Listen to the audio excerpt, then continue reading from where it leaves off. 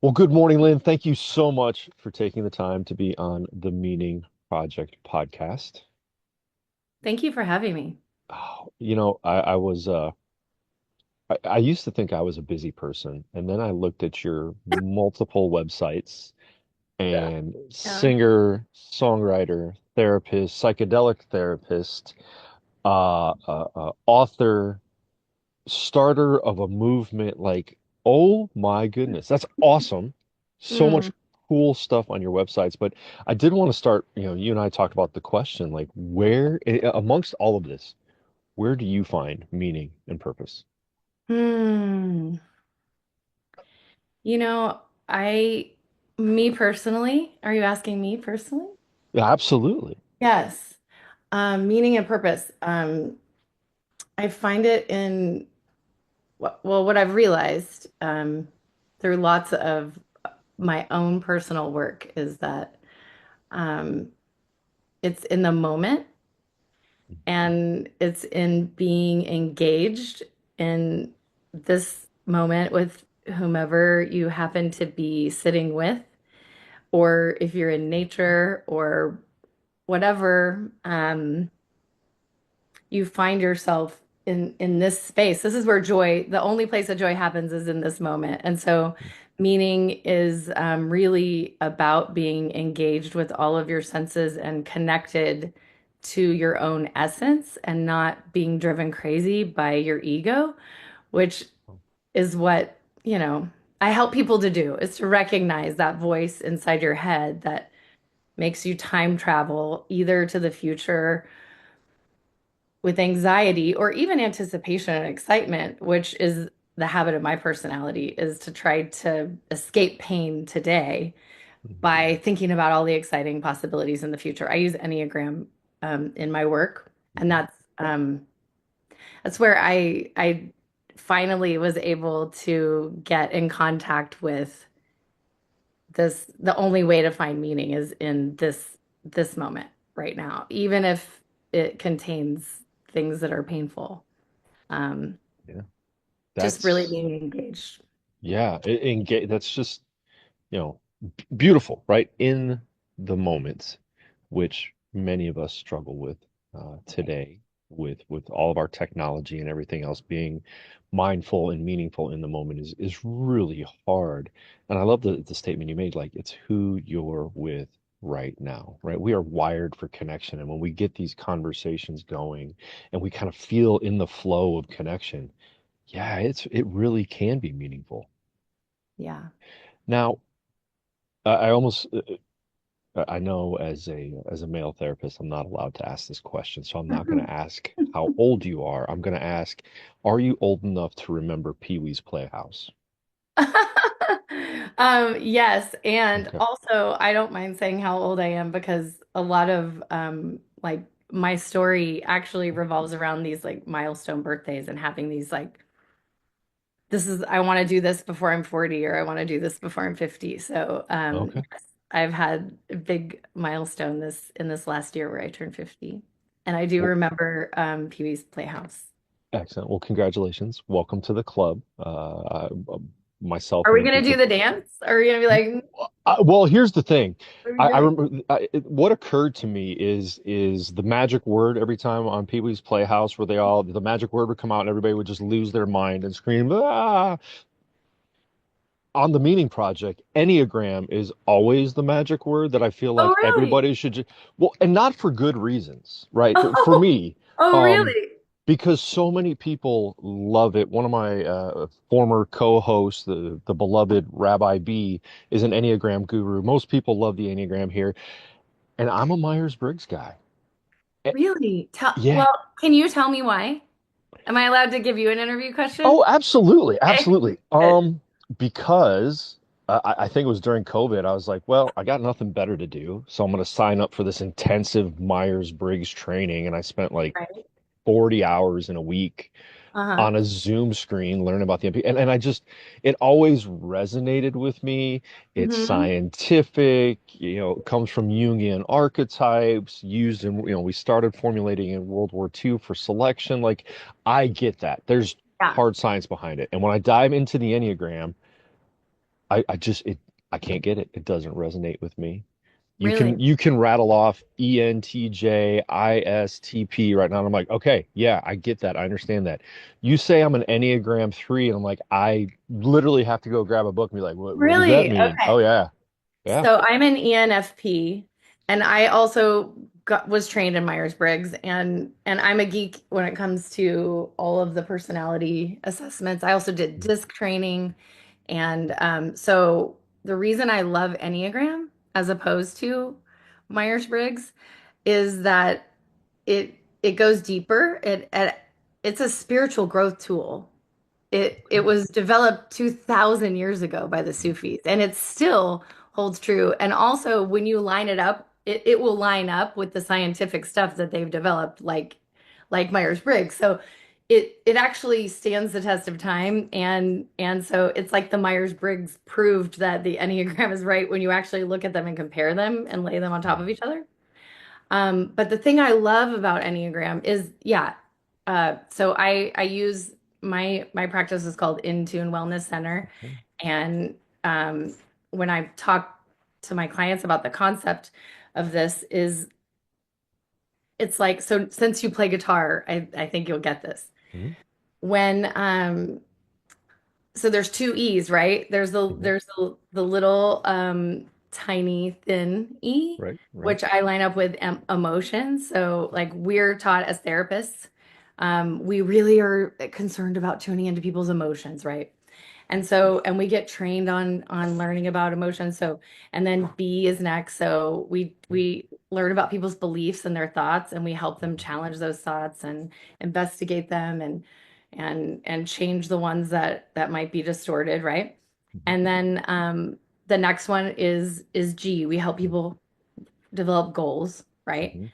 And so I sort of feel like that's as far as we got trained, like half of the strengths. Mhm. And then when I go to D, I say that's your default archetype or your Enneagram number or your Myers-Briggs, Okay. whatever personality typing system that you are using. If you don't know what your default type is and what happens when you're under stress and you go into when you're in stress, your autopilot just kicks on. My dog is trying to be a part of this conversation. Excellent. He's Mine is knocking. upstairs right now barking, so it's Right. okay. We Yeah. welcome dogs on the podcast. Yeah. So the D is your default. And if you don't know what your default personality is, what you do when you get in stress and you just go into this like you're sleepwalking, you're just Yeah. acting out of your automatic ways of being. If you don't know what that is, then how can you actually catch yourself? Right. So the reason so I'm going to keep going. So there's D, and then what comes next? A. A, right. So Yep. I do archetypal coaching. And so after I help people learn about what their default archetype is, then we learn about all of the archetypes that are available to us that we might have put them off stage at a young age, and we don't have as much access to it, but we can activate that in our body, like really activate whatever energy that we need for the challenge that's in front of us. Mhm. So if we can slow down our automatic way of reacting, then we can choose. We have a whole menu like of Mhm. all of these other things. And the reason I don't just use Enneagram for the archetype, which they are all archetypes. Mhm. So, and you're into that, Right. obviously. Absolutely. Um, is it's easier to remember the archetypes than it is to remember numbers. Like you said, I have to go look in a, you were like, I have to go look in a book. That's because nobody remembers numbers, but we remember these characters, right? Mhm. And so, so then I teach them about that, so they know what choices. And then the big thick string, Mhm. that E, Got another that's E. your Yep. essence. Hmm. That's your essence, and your essence is that thing that we can't describe, right? That's your spirit. That's the thing that calls to you about your purpose and meaning. And that's the part we get disconnected from when we're listening to the noise of our ego constantly, and we don't even know that we have a choice. And so people come in and they're like, why are you asking me about what lights you up or what brings you meaning? And that's the question that we started with is, what does that have to do with my anxiety or depression? It has everything to do with your anxiety or depression because you're disconnected from your essential self. You're that child that before you were conditioned, before someone told you that you weren't good at singing or drawing, when you decided you had to be a quote unquote grown up and you abandon your dreams, the things that made you feel like human. Mhm. What? Wow. I did not dive this far into your in tune wellness. And that, I mean, that's beautiful. That's amazing. I love that. For those that aren't familiar with the guitar, right? Okay. So here's my reminder of the strings. And I Mhm. wish I can remember where I got this from, but it goes, Eddie ate dynamite, goodbye, Eddie, right? Or Eddie ate dinner, good boy, Eddie. But here's the problem. What you just described Right. took me 5 years, and a guitar teacher would be like, no, no, no, no, no. It's from the bottom of the guitar up and not the top of the guitar down. And most of you out there, it's not the thick chord to the thin chord, it's the thin chord up to the thick chord that you just used. And oh my goodness, it's beautiful. What a model. Yeah, it makes me kind of crazy when I think about how much time I spent even as a therapist because we're not taught to really get deeper than that, right? Right. Because we're just taught to look at the science-based stuff. Yeah. And so Western medicine has really, I think, in a lot of ways, failed to help people find the type of healing that we long for by trying to just numb the symptoms. And so that's when I use the guitar also as a metaphor, I just tell clients like, you're not broken, you're just out of tune. So we have to figure out which string, or maybe all the strings are just a little bit out of tune and they just need a little Mhm, bit of adjustment. It might just mhm, be a tiny bit, but mhm, if just one string is out of tune, then the chord sounds like crap. mhm, And so it's it doesn't mean you're broke, but our Western medicine system basically treats us like you have a symptom, so let me give you a diagnosis, which is saying you're broken or that symptom is something that's going wrong, and let me give you medicine to numb out that symptom that you're having. And I say, how about slow down and listen to what and be curious about what is that symptom showing up for? What is it telling you that maybe needs just a little bit of an adjustment? And it usually starts pretty quiet. It whispers to you, and mhm, that's, your essence is that inner healing wisdom that we learned about in our psychedelic assisted therapy program is this inner healing wisdom really has so like it wants us to flourish and to grow and to bear fruit and so that we can share it with others because we need one another. And the indigenous people knew and the Sufis knew so much more than this is why I have become more interested in the older stuff that might not be quote unquote science based because I mhm, feel like that perennial wisdom that keeps showing up in cultures throughout time has so much to show us, especially here in Western culture, because of the way that we approach things. I feel like it's only those bottom strings. What mhm, emotions are you having? What, disturbances, what symptoms are you having? Um, and it must be it's something that's wrong with you instead of teaching people to go like, maybe there's something wrong with my routine. Maybe my mhm, body needs more sleep. Maybe I need to move my body. Maybe I am isolating and not connecting with the people that love me and I'm stuck in my head and I'm in the mhm. dangerous neighborhood that I shouldn't go to alone in my head and I'm spinning. And so anyway, I think I just look at things a lot differently than I did in the beginning when I Mhm. first became a therapist and I was trying so hard to do, what we were taught to look at symptoms and diagnoses,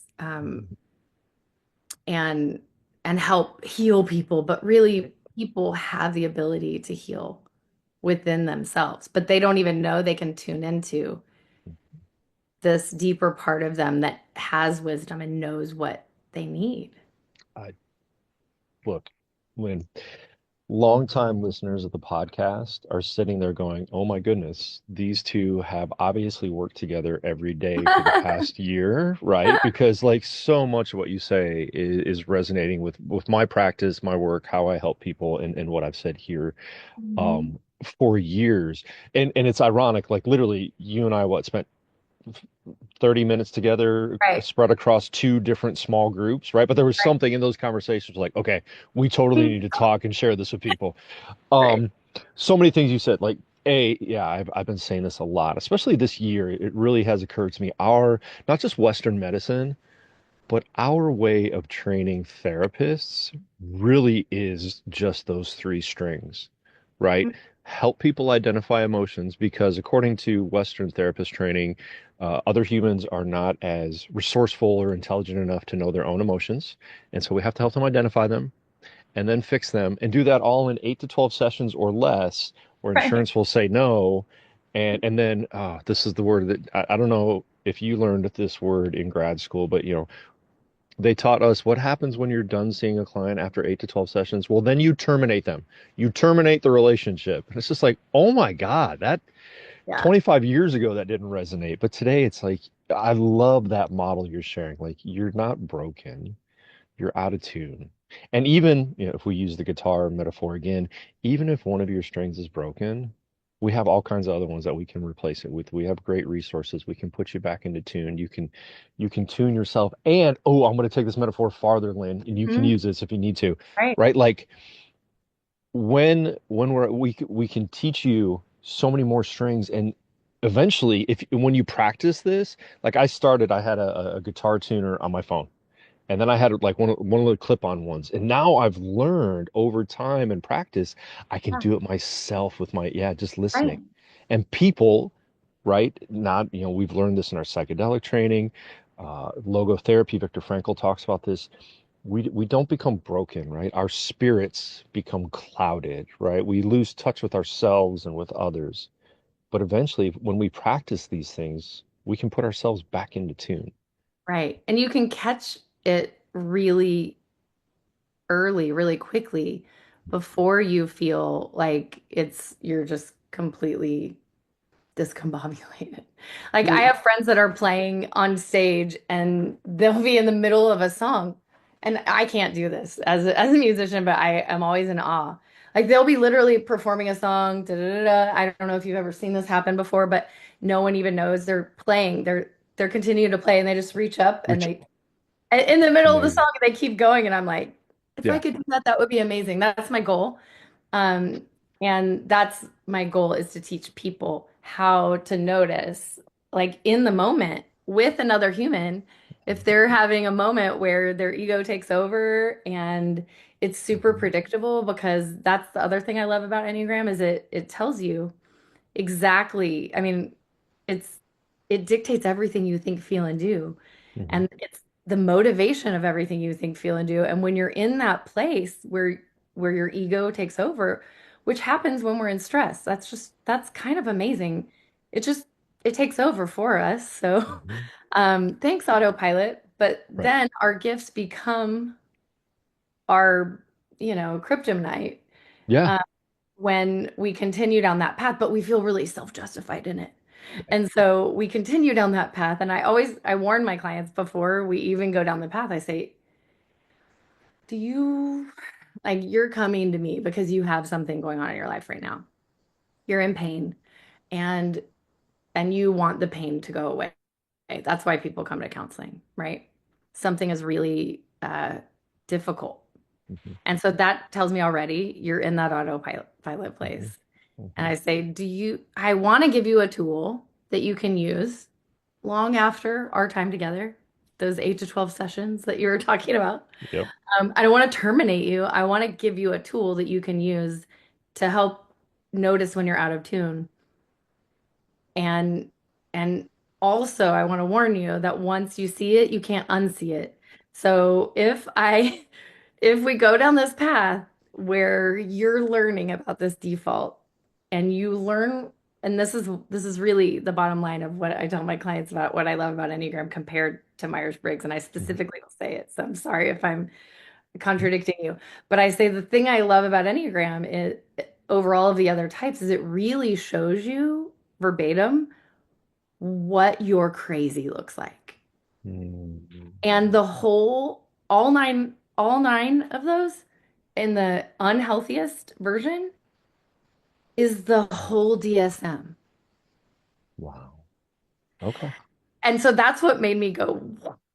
Are you kidding me? Like, all of these diagnoses are just, if you know what your default personality type is, Mhm. then you actually know what, in your most unhealthy state, what diagnoses you are prone to developing. It's so predictable. Like, it's ridiculously predictable. And so if you know what your crazy looks like, sounds like, acts like, all of that, once you know that, you can't unsee it and then feel self-justified in it anymore because you're like, oh crap, there goes my personality again taking over. Like Mhm. I'm a 7 on the Enneagram, so what sevens do, and it sounds really shallow, especially for a therapist, so it's embarrassing sharing this, but sevens, the motivation of a 7 is to have fun and avoid pain. Mhm. Seven's superpower is reframing things that are painful Mhm. and thoughts that hurt, reframing it to the positive. So, of course, when I learned CBT, I mean, that's my superpower. I can reframe something Right. before any pain even gets close to me. I can reframe it. I can go, my difficult childhood was such a benefit to me. It makes me a better therapist because I know what it's like to go through all sorts of toxic things. I'm so grateful I grew up in a really toxic alcoholic family system. And I can say it with a smile on my face and also believe it because Right. sevens like just do that. Like Right. pain's coming my way. I Right. can like, boom, I'm just going Yeah. to reframe that. Yeah. And that's that, I mean, is totally what we're taught in cognitive behavioral therapy, right? Like just reframing everything, like doing the Jedi mind trick. Like, no, no, these are not the thoughts you're looking for. Like change them to And different thoughts. it's a great tool to have, Hmm. but if it's Hmm. your only tool, it's It's you're not gonna going to come get far. crashing down. Like Yeah.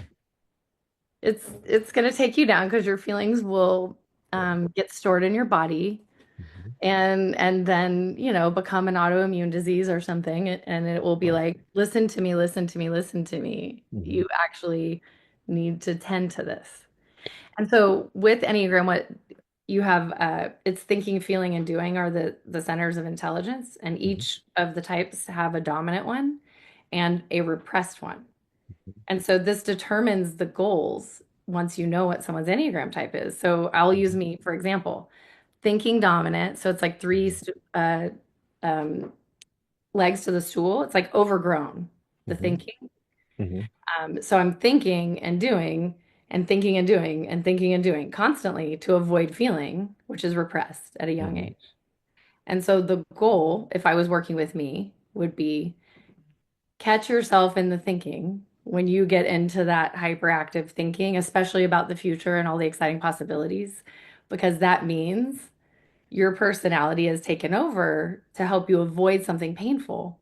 And so first you have to recognize that, slow down, and then you have to go, what is the painful thing I'm trying to avoid so that you can grow what's repressed? But you have to consciously go. And so my songwriting, I thought it was about expressing my feelings. I really thought that before I learned Enneagram. Hmm. And what I learned through doing this work and really, I mean, there's a lot of contemplative practice involved where you Right. have to really slow down and check in consciously every day. Hmm. Um, what I learned is that during this time, I got a phone call that a friend of mine passed away in a car accident. And I watched myself, I observed myself do this on the phone when I'm getting this news. I'm like, my God, what are you thinking?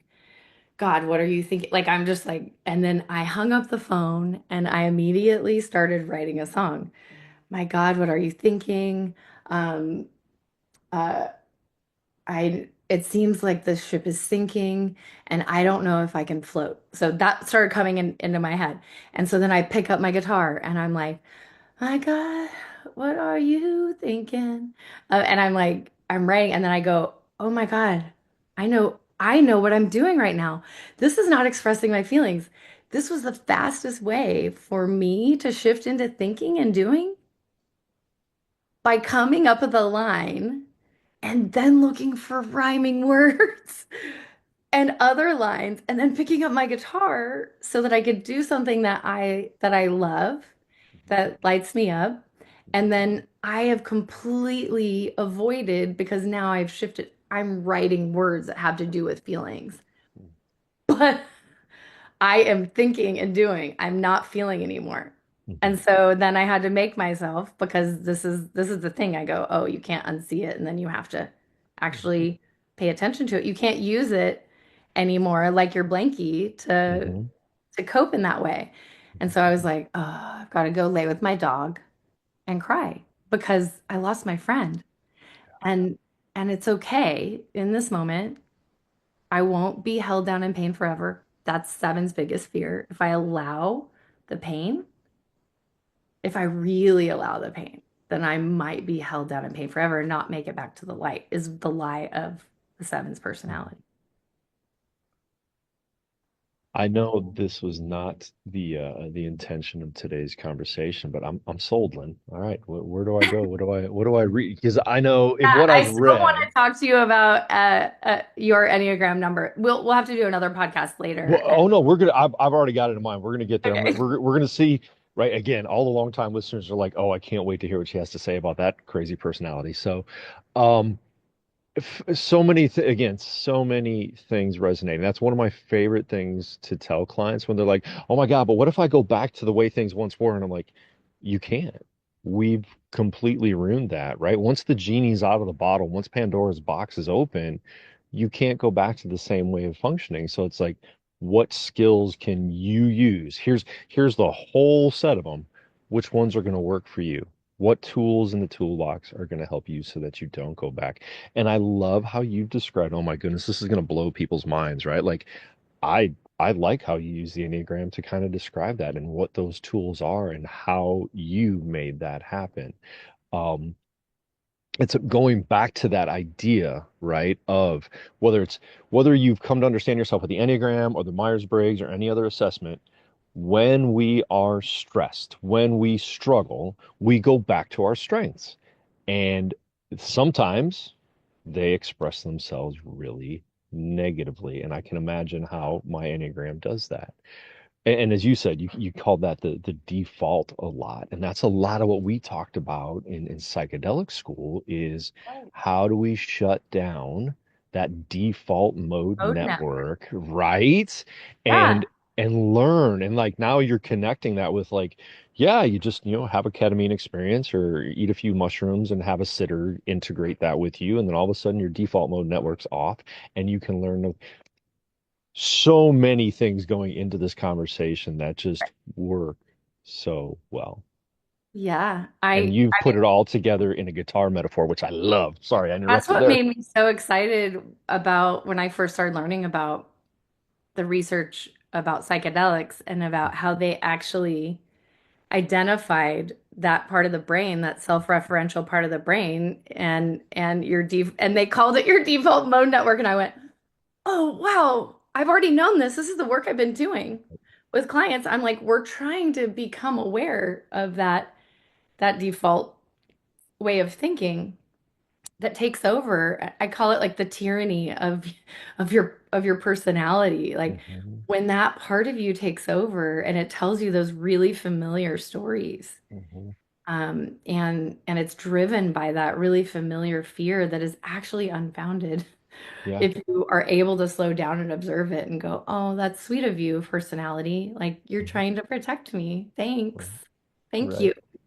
Also, it's okay for me to cry. I'm not going to be held down in pain forever. Mhm. Sorry. Like, Yeah. I'm really not. Like, So awesome. And when when you said tyranny, that really reminded me. I can't maybe you remember whose theory this is or who came up with this, but that idea, the tyranny of the shoulds, right? How often we yes. engage in that, like, I should be this, I should do that, I should have done this, and it's like, no, no, no. You, A, where do all these shoulds come from, right? Whose voice is that in your head? And B, you can stop shoulding all over yourself whenever you want.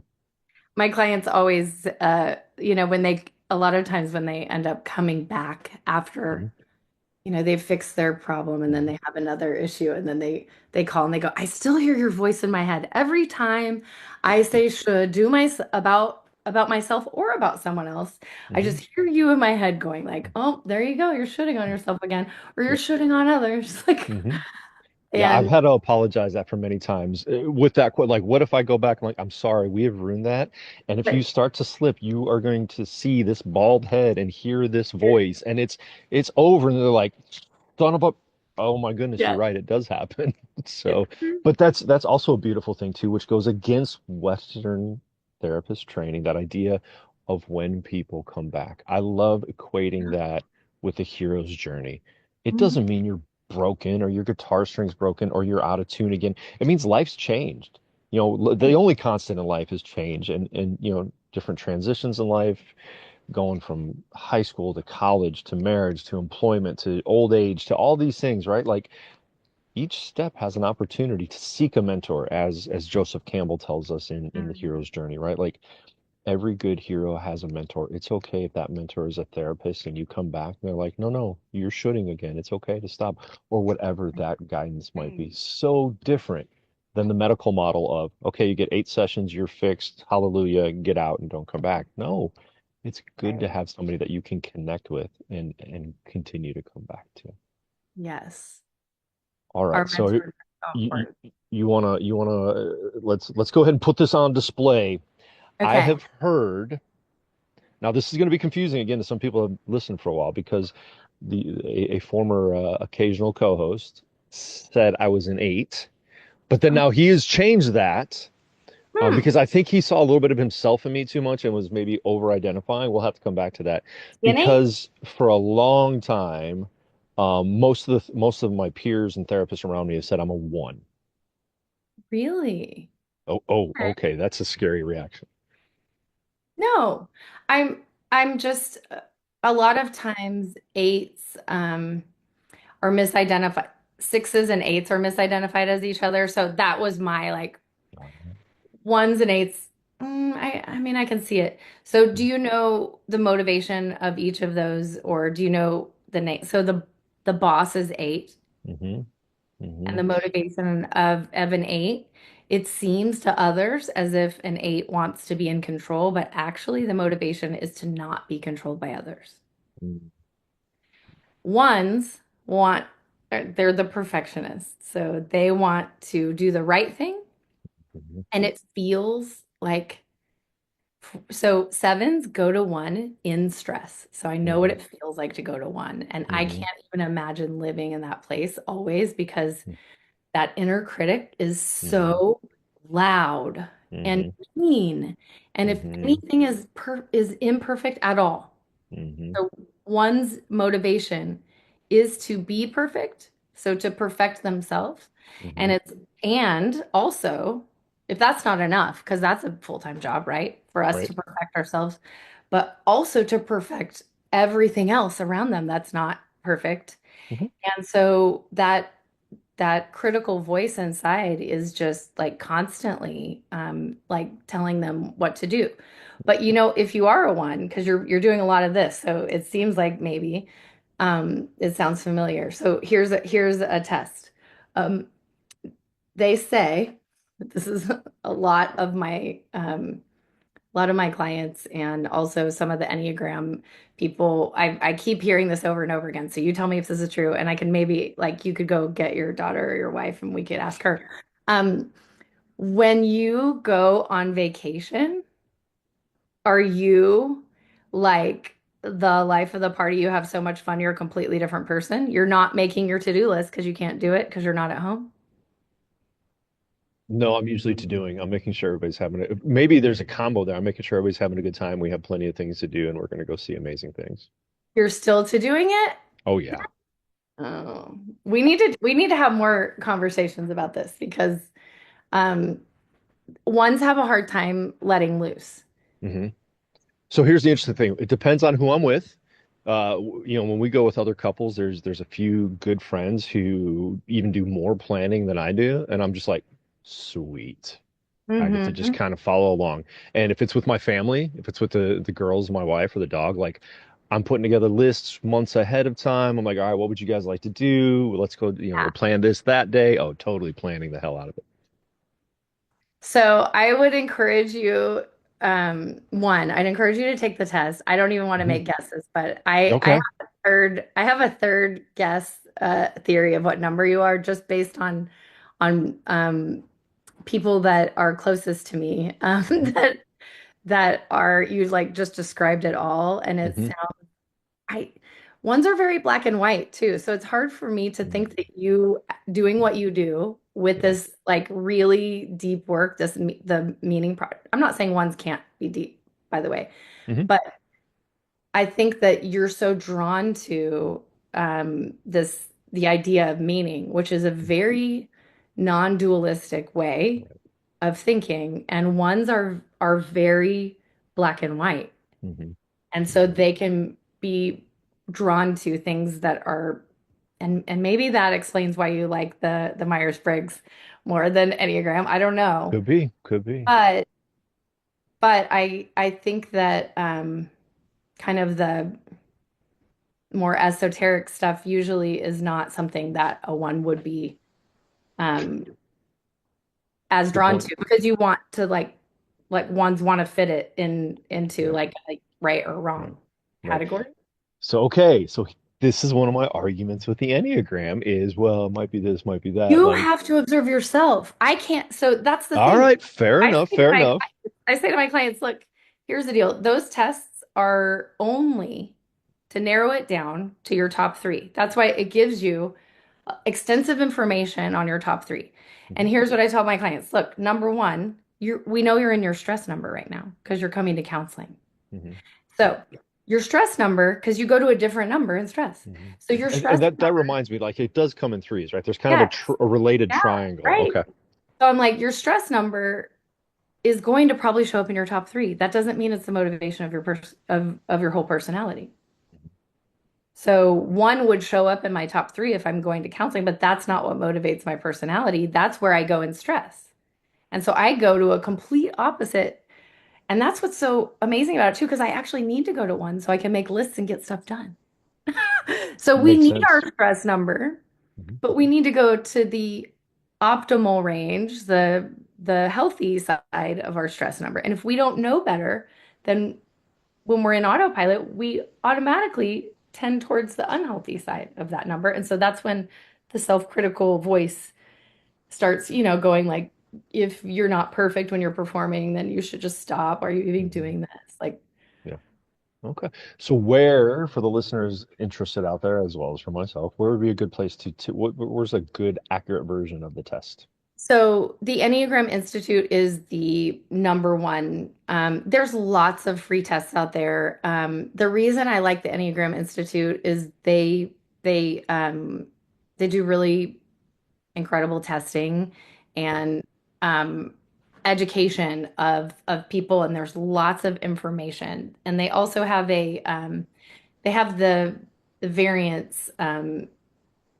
I don't want to like it's super complicated when I start talking about, but there's two different tests that you can take that hmm gives you like a more clear picture too, because just like there's lots of different shades of every color, hmm one, person who's a one is going to look different than a different person that's a one, and, Sure. and a lot of that has to do with the variants and stuff like that. So the enneagraminstitute.org um, is really great for that. And I like the Ennea app. hmm That app has a lot of really good information if you're wanting something held in your hand so that you can refer to it because you have a hard time, keeping Repeating. track of it. That's really good. And then there's a book called uh, well, there's several different books, But and why am I blanking out on the wisdom of the Enneagram is what it's called. Also, anything like Richard Rohr also writes a lot about the Enneagram, and I love Richard Rohr. I do But too. Yeah, the that's one of wisdom the of books the I have. Enneagram gives a lot of diagrams about kind of I like diagrams Hmm. and kind of like shows kind of what's under the surface and what you see on top of for each of the types and how it develops in childhood and gives you a lot more information.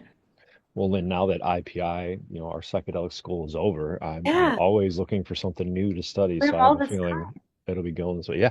So let's there's a clunky transition there. Let's transition in a little bit about well, I'm kind of curious. It's not a transition, it's related. How does psychedelic work coincide with all this, interact with all this? I mean, what have you taken out of our Yeah. time together at IPI? Yeah, the thing that I love about it is because this medicine, whether it be the ketamine or psilocybin in Texas, that I do ketamine assisted psychotherapy because Hmm. that's all it's legal here. Now, Where, rumor has it you guys have Ibogaine on the docket. Is that correct? ooh, I have not heard that yet, Okay. but also I know very little about ibogaine, just what we learned Hmm. in our study. I haven't personally experienced ibogaine. Right. It feels a little bit. Have I you? have not, but Because it feels a little scary to me, honestly. I'm like, ooh, like the yeah. stuff that we did learn feels. Well, I'm a seven, so Hmm. it it feels like a lot of suffering. It feels like, ooh, like the depths, the stuff Yeah. that we learned from the veterans program, Right. um, feels like wow, that Yeah. is, There's a part of me that I'm like, I don't know if I'm going to, when they talk about what was it, 7 or 8 hour journey, like, okay, yeah, psilocybin was it now? I loved everybody. I loved my psilocybin journey. I yeah. loved everything about it. I loved the preparation, the integration.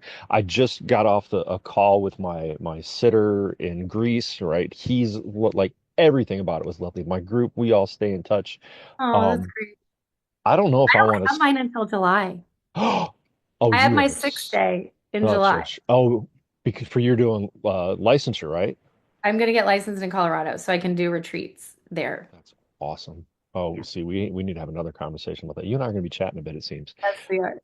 Um, yeah. So when it comes to like, I've even heard Ibogaine is on the docket for Indiana as well. We're looking at psilocybin reform in our state for therapeutic use. I don't know Hmm. if I would because again, what we've heard is it's intense, it's very therapeutic. I just don't know if I Right. want to go there. Now, on the other hand, the other part of what we heard about with ibogaine is its use with DMT and dimethyltryptamine. Is that correct? Did I get that one right? Very Um, good. Distilled from poison, toad poison skin Right. slime, right? Like You have to make sure um, that you ask if they were treated humanely. Yeah. humanely. They're milked. I was like, Yes. milk? Milking toads in the Milk a American toad. Southwest. I mean, That's it's well, and amazing. I've brought this up a few times. I used to work in adolescent substance abuse Hmm. 25 years ago, and that was one of the things back in the early 2000s. All these kids were like, part of the treatment was they had to come up with their drug list, and it almost became like a badge of courage. Like, oh yeah, I've done DMT. And back then, I really didn't know what DMT was. Now that I've heard about it today, I'm like, oh, you are so full of it. There is no way you had access to Right. Access to that. DMT Right. back then. But um, DMT is available in other sources. That is the primary way we're getting it. But they call it the God molecule because it Right. taps into something inherent in our spirituality. And it's brief, Which intense I'm and very brief. interested in that. Yeah, see, Yes. as a seven, even my personality determines which drugs I like. Ibogaine, that sounds like suffering. Yeah. The God molecule, Hmm. it's brief and you get to experience like Right? with God instantly. Yes, please. Yes. Yes, You're please. high-fiving the Holy Spirit for 15 minutes and then Right. you're back to normal, right? And you Yes. feel much better about life. So Right. it will be it'll be interesting to see if that comes around. But oh my goodness, we went on. Oh yeah, because of our last bit of training was all about ibogaine and Right. DMT. Right. So you're bringing ketamine into your So I do in ketamine tune. assisted therapy in session with clients Hmm. now through Journey Clinical. So they are the Same here. prescriber. Oh, Hmm. you do too? Yep. Yeah. And I'm really, after our experience with I just keep hearing over and over again the reminder that healing happens in community. Mm.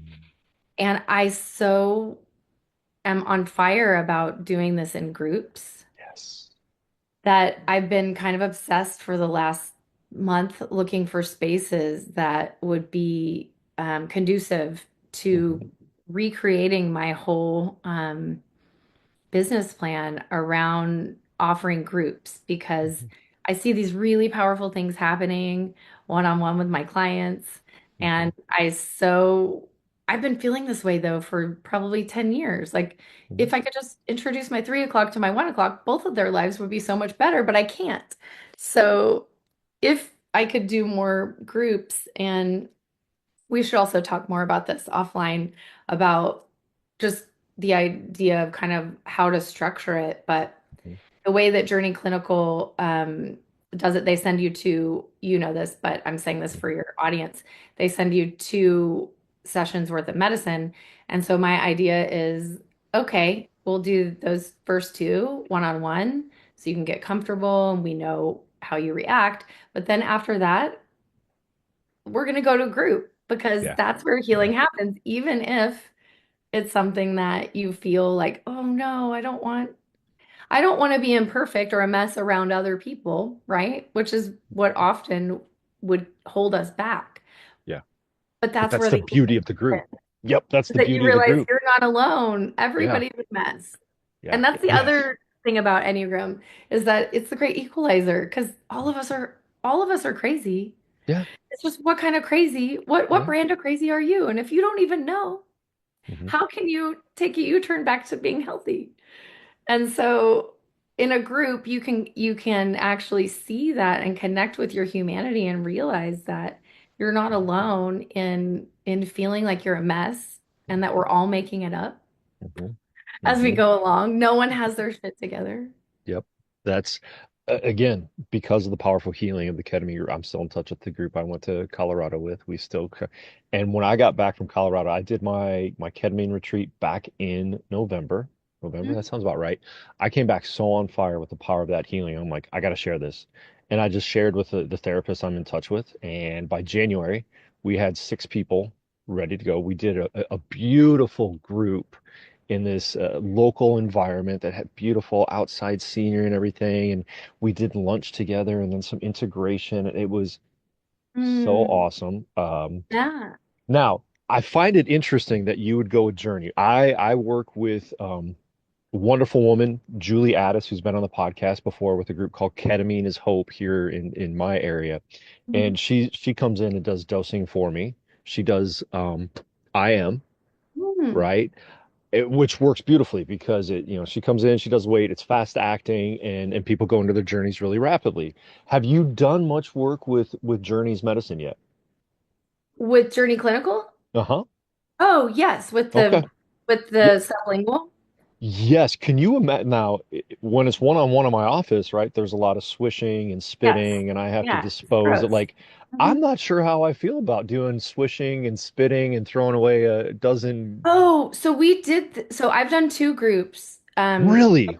Yeah, with another Journey Clinical therapist that's here local, and we Uh-huh. actually met on the Journey Clinical portal doing the peer-to-peer thing. And because we're in Texas, people are tend to be more conservative here.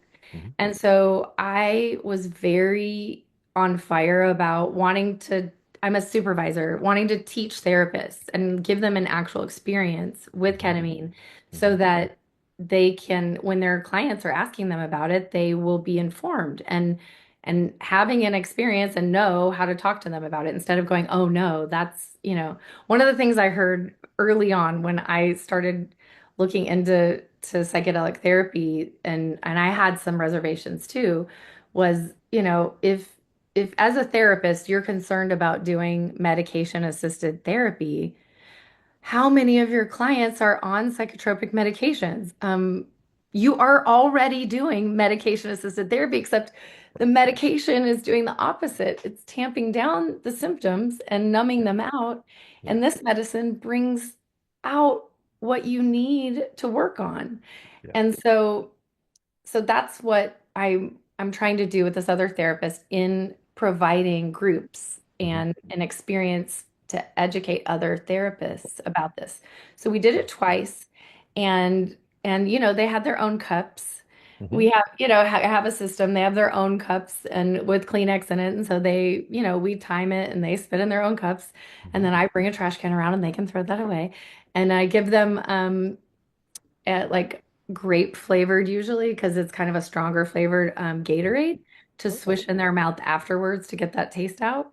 And Okay. then they just throw those away and then lay down on their mats and have a wonderful journey. And then we do the integration and creativity and lunch and Hmm. we do the sound baths and yoga and stuff like that ahead of time Hmm. for preparation. What kind of sound bath? I just did one last week. What do you do? So, luckily, my co-therapist she's trained, she has the big gongs. Um, Ooh. and then we actually also hired an intern to come in who does the crystal sound bowls. So Ah, we had the gongs on one side of the room and the crystal sound bowls on the other side. And so we had a little bit of both, which was that's amazing. awesome. I just found a place last week that had the crystal chakra bowls, Yes. and I put it on our family calendar. And my wife's like, "What in the Sam? Where are you? What are you doing?" I'm like, "Oh yeah, it's just." It's like that is such a hippie woo woo thing. She uses other language. Um, Right, but right. my daughter's like, "Oh, Dad, yeah, let's go. I'm gonna bring my Yeah. coworker, and Bring on the we woo. had yeah, bring the woo woo to me." And Right. yeah, we had a blast. It was a great time, and we'll go back and like there's a part of me that wants to drop a couple $1,000s on crystal bowls, but I think this training is enough right now. So I love the sound healing stuff. With now the Enneagram, I think that's a next area of study for me. Where is it? Where are you located in Texas where you're doing this amazing work? I am in Plano, Texas, which is a suburb of Dallas. So Okay. it's about 15 minutes from uh, when there's no traffic to Dallas. But there's traffic here. I've been to quite a few conferences in Dallas. Or we have a Right. conference that's in Addison very often. Oh And yeah, yeah, it's really close to Addison. is it? It's Okay. border Yeah. Addison and Plano are right butt up against each Oh, other. no kid. Okay. So yeah, there have been times it's taken me 15 minutes from the airport. There's times it's taken me 2 hours for the airport. So love Texas traffic. Um, I'm sure you've got sessions coming up. I know I do. How can people, we're going to get back together and continue this conversation. That Right. was way too much in too short a time, but where can people find out more about your amazing work?